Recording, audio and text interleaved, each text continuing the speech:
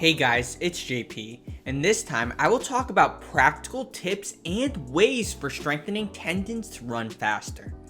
As I mentioned before, tendons play a key role in helping you absorb and generate tremendous amounts of force as you run, so it just might be a good idea to work on them.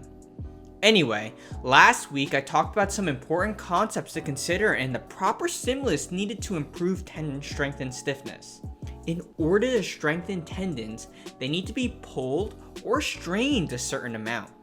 To do this effectively, they need to be pulled hard and slowly, and heavy, slow resistance training accomplishes that. However, there is quite a bit more to strengthening tendons than just lifting relatively heavy weights slowly. So I'll go over some tips on doing this properly, along with some example exercises when approaching tendons. The first tip is to be specific. While compound movements are great for many reasons, I tend to incorporate more isolation exercises if I want to focus on a particular tendon. This is to focus on loading that specific area and reduce the chances of compensations or alternative movement strategies. For example, let's say I was working with someone with a patellar or knee tendon issue. If I had someone doing a compound movement like a squat, there can be a lot of ways you can accomplish this task, and this gives more chances to possibly unload that area, such as leaning onto the other leg and hinging more from the hips.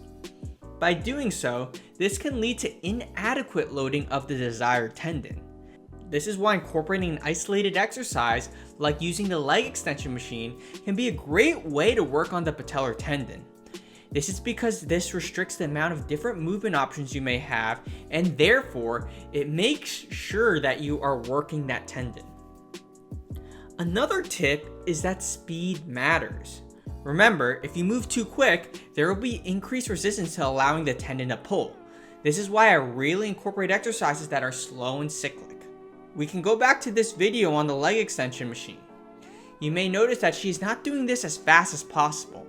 Rather, she is following a specific tempo of 3 seconds up and 3 seconds down to lower. You can also utilize isometrics, which are exercises that involve stationary holds. This may be a great place to start, especially if the tendon area is particularly irritable. An example of this could be using the elevated hamstring bridge to target the proximal hamstring tendon.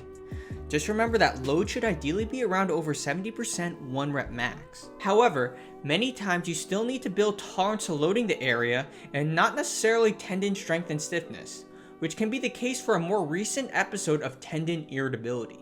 So in that kind of instance, your focus would be building tolerance instead of capacity of that area. A third thing to keep in mind is that position matters. Be mindful of what position you are in.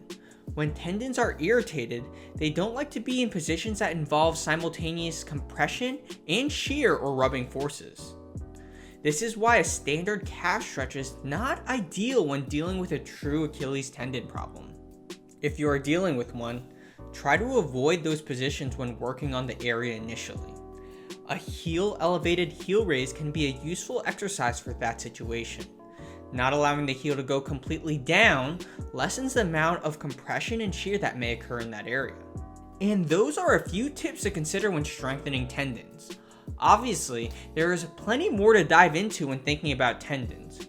Also, remember that this is for educational purposes only. If you're dealing with tendon problems, I highly suggest consulting a healthcare professional. Anyway, I hope you guys found this helpful. I'd love to hear your thoughts, as well as any questions you may have. And as always, thank you for watching.